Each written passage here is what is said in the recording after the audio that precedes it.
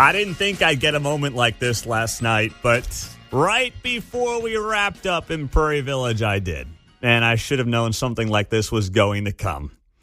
So I'm moderating this debate last night in Prairie Village. You've got 6 seats open on the city council. So there were, I think, 11 candidates there last night of the 12 possible candidates.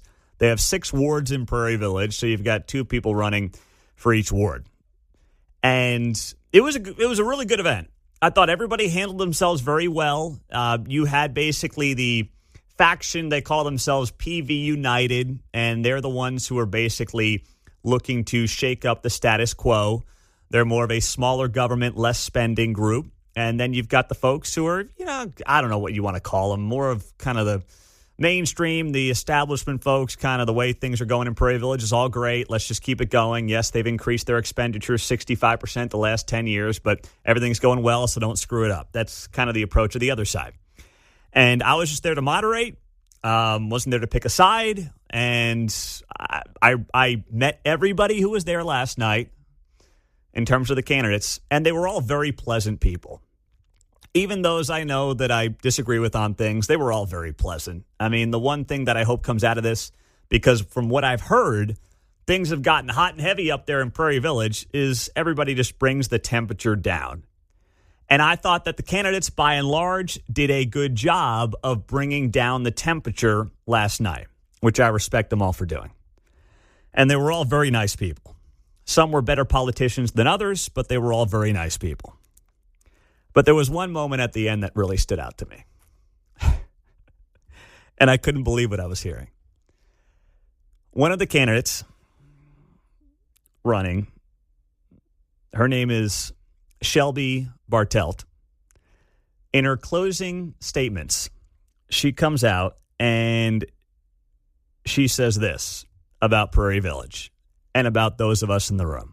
And I know many of you didn't come here with the intention to have your mind changed. I know that you are passionate about your candidate and the reason that you want to vote, and I respect that. Many of us are living in homes that are appreciating faster than anywhere else in the country. But we're also sitting in a room of privilege. Correct me if I'm wrong, but I don't see one person of color in this room. And I find that disheartening, to be honest.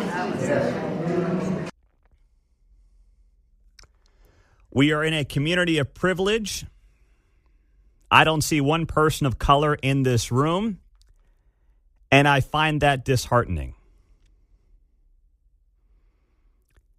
Then you should move. I was thinking there was a simple solution. If it's that important to you to live in a community that has fewer white people, there are plenty of those around Kansas City. Move to them. That's where this whole rich white liberal guilt thing doesn't work, because the solution is so easy. The solution is so simple. Now, when you say Prairie Village is a place of privilege, I mean, that's true from the standpoint of when you talk about, the economics, when you talk about, the demographics. Okay, it's a community of privilege in the sense that everyone there theoretically does pretty well. Financially speaking, that's absolutely true. And if it ended there, I probably wouldn't have played the clip, because that would have kind of been towing the line, right? Whatever. But when you say it's a place of privilege, which once again, I would say most of those people worked hard, busted their butts, they do well for themselves, and they have every right to raise their families in that community because of the hard work that they have put into their careers, which they've sacrificed theoretically to do, and they choose to live in Prairie Village. Good for them. Nothing wrong with that. That's America. But to take it one step further and say, I don't see any non-white people in this room, and I find that disheartening. Okay. Well, you could go down 71st Street, turns into Gregory Boulevard. You could hit Troost, and then you could find yourself in a much different neighborhood, and you could gladly live there. That's your prerogative. So if that's such a problem for you, then leave Prairie Village. Right? It's not like Prairie Village has some rule about you can only be white to live there. There's no exclusionary practices going on. I know some realtors that do a lot of work in Prairie Village, and I confirmed with them last night, nothing that says you can't live in Prairie Village if you're black, Hispanic, or Asian. So, I did get confirmation. I wanted to make sure I had my facts right before I jumped on the air, but there's nothing that says you can't have that person live next to you in Prairie Village. Just checking there, John. Well, the shame fairy always comes around to wave her wand there in the little thing, but sometimes it's misapplied where you're like, dude, not even close. I know. Right? I know. And I'm like, oh, no. And that's where, listen, there were she was going for points and thought everybody was going to feel bad. I heard the murmur. I was a bit curious to see what people were doing. Yes, I know. So you could tell there was kind of a groan there. And I literally, I'm standing there at this podium, and I'm making a note. I'm like, well, there's a gem for the morning. There it is. There it is. There's my 8:05 segment right there. Mm-hmm. I'm like, oh, no, you didn't just say that. It was so painful. But it's funny because there were plenty of other people up there, who don't see the world the way I do, don't see local government the way I do, and that's fine. And some of them were really good at politics. Like, this guy who's on the council, this guy named Cole Robinson, I'm like, I know we don't see eye to eye, but I'm like, he's smooth. He's good. He gets it. He understands it. Wait, so you're saying diversity of thought has nothing to do with diversity of skin color? Oh, what a novel concept. You had people there you disagreed with? Yes. But they kind of looked like you? Yeah. Oh. What? Oh, exactly. Thank you for that, John. That's a great point. Because the only diversity that matters is diversity of thought. And it was on display last night in Prairie Village, to the credit of everybody involved. But even that wasn't good enough for some people. I couldn't believe it. But it was also par for the course. Somebody had to break out that line. I was just waiting for someone to do it. And towards the end, I was like, no one's going to give me anything good. And then that one came, and I was like, from 3, swish, we got it. 913-408-7957. Randy, what's up, brother? Hey, how are you doing this morning? Happy Friday. It's all good. Yeah, the people over in Prairie Village, maybe the minorities feel that they're better than them. Maybe we're looking at it wrong. Yeah. They want nothing to do with the woke whites, right? So they're not moving there. Exactly. There you go. Have a good day. Oh, that's great, man. That's great. Woo, boy, that's so well done there. Nice job, Randy. Nice job. But there was also another moment where I was like, all right, this is too much. You know what? Let me hold this because you're going to like this. One guy who's also on the city council who's trying to hang on to his seat just took a big stamer on another community in Kansas. And I was like, that was totally uncalled for, man. That was totally uncalled for. And I will share that gem with you coming up on KCMO 95.7 FM. All right, so this was also a gold mine last night at the Prairie Village City Council debate that I was just in charge of moderating. And everybody was really pleasant, very nice. I appreciate them asking me out to do it. And I was just the guy asking questions, wasn't there to be argumentative, wasn't there to, question. I wasn't there to, question what people were saying. Everyone got the same questions, and they got to say what they wanted to say, all right? I didn't do my own Megyn Kelly going up against Trump in 2016 or something like that. That wasn't what I was there to do. But anyway, during the closing statements, this was also something that stood out to me. This guy, Ronald Nelson, is on the city council. And, so he's kind of obviously defending how the city has operated in recent years, the spending, and some of the other things that have been controversial there in Prairie Village. And by the way, I couldn't help but look at the guy, and I just keep seeing Willie Nelson. I mean, that's exactly what he looked like. I just kept seeing Willie. That's all I saw. And I know it shocks you that a guy on the Prairie Village City Council would look like Willie Nelson, but he did. And for some reason, instead of just defending the good work that Prairie Village is doing, he decides in his closing statement to just put on blast a random community in Wyandotte County. Take a listen. We all came to Prairie Village and moved to Prairie Village for a reason. That is because the neighborliness, the community, as Shelby said, the interaction. The people. The people that we want to be with, we want to be around, we enjoy being around, and the housing that we enjoy being around. The parks, the recreation, everything of that. That comes at a price. Now, if you want to move to Edwardsville and have what Edwardsville has, go ahead and do it.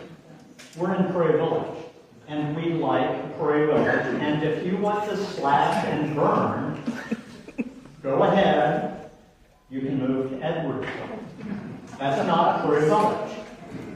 We have what we have because we pay attention to what our residents want and need and desire. Well, that seemed like a very unnecessary knock on Edwardsville. Where are my peeps in Edwardsville to defend Edwardsville right now? But you want to talk about talking down. That is a prime example to me of a douchey liberal mentality of like, well, we're Prairie Village. We are not Edwardsville. If you want to be out with the rubes in Edwardsville, go out to Edwardsville. But we are Prairie Village. So that justifies what? Government expenditures being up 65% in a decade? That justifies spending $25 to $30 million on a new city hall for 24 city employees? Just defend the policy instead of being like, we're Prairie Village, we're not Edwardsville. Yes, you're Prairie Village because of the people, not because of the government. That's why Prairie Village is Prairie Village. Not because of people who sit on the city council. And the swipe at Edwardsville was completely unnecessary. And it showed just an elitist attitude that just reeks and stinks to high heaven. And it really was a prime example of what you get from too many people right now in even low levels of political power that lean a certain way. Like, is this supposed to be an endearing comment? Like, if you want to live in Edwards, like what? So if I don't want a $30 million city hall for 24 employees, I should go move to Edwardsville? If I question government spending skyrocketing, I should go live in Edwardsville? Is that what's going on here? What are we doing here? And there was another moment like that from another guy of similar mindset. And his name was Jim Sellers. He's running as well in, I think it was Ward 6 last night. And he showed himself as well when he said this in his closing statement. This is not a given. Again, I've lived across the country. I've seen good, bad, and ugly. Much more experience, I would say, than those of you who have spent your entire lives here. It would sadden me to see revolutionary decisions being made in the short term that don't take into account our kids and our kids' kids' impact. See, that's just stupid, douchey politics. You don't get up there and say, I've lived around the country and you don't understand what I've seen. And for those of you who have been here your entire lives, you don't know any better. And as someone who's lived around the country, I mean, I've lived in 6 states. Yes, there are things that you get insight to when you live in different parts of the country or different parts of the world. But what's going on in Prairie Village right now has nothing to do with whether or not you've lived there your whole life or you moved around the country. But to be the guy that's running for office and be like, I know better than you because I've lived other places. Like, that is just bad politics. That's not relatable. It's not friendly. It's not neighborly. It's talking down to people. And that's where, I mean, I understand these are city council candidates in Prairie Village, all right? They're not running for president of the United States. They're not trained in political communications. But that's just politics 101. Don't talk down to people. Don't talk down to your opponents like that. When you're trying to win people over, don't say, I know better than you because I've done things you haven't done. That's exactly what turns people off about politics. And there was a lot of that sanctimonious stuff going on last night from people who kind of want the status quo. And there were some of them who were, listen, I'm not saying all the people I agree with were rock star politicians. That was not the case last night. And there were people that I disagreed with last night who were very smooth and who did a good job and sold themselves well. I mean, whether it's Cole Robinson, some of the other people as well who are up there who, understand how to do this. But, man, when you hear things like that, go to Edwardsville, or you don't know what you're talking about. I've lived other places. We just want you to pick up the trash. And I don't say this as a Prairie Village resident, but I'm just kind of, sharing the vision here.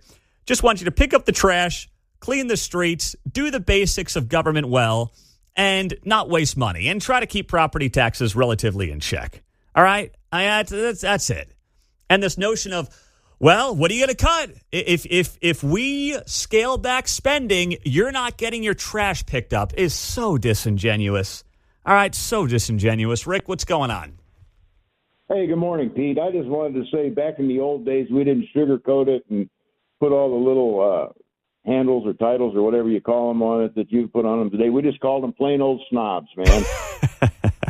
I could live anywhere in the Kansas City area I wanted to, and in the middle of my 40 acres is fine with me, away from people like that. All right. Well, bless you there, Rick. Thanks, buddy. Hey, thanks for covering it. On the text line, you bet.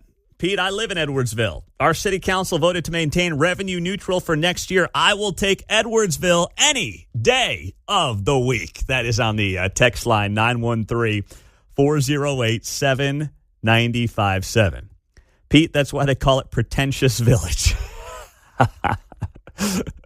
This is absolutely lit. This is lit. Well, I knew you guys would have some fun with that. I knew some of you would appreciate that one for sure. Oh, my gosh. It was just too much, man. And it was my first time, too, doing one of these events. And not that I was, there to debate anybody. I wasn't. But I hadn't done anything since the DEI panel I was involved in the night before that Charlie Kirk was murdered. I was down there at UMKC for that debate that I did. And obviously, I was not there to kind of take the art of the room. I was just there to moderate the debate. But, it was kind of interesting being there, and the security was ramped up last night, which I appreciate the county, the city, and the organizers for handling that part of this, because that was definitely something that, unfortunately, we're all going to have to be smarter about going forward in this world that we now find ourselves in. It's just an unfortunate reality of the situation. So well done, everybody, and good job by all the candidates. But listen, I had to have some fun at some of your expenses. I just had to do it. Sorry, not sorry.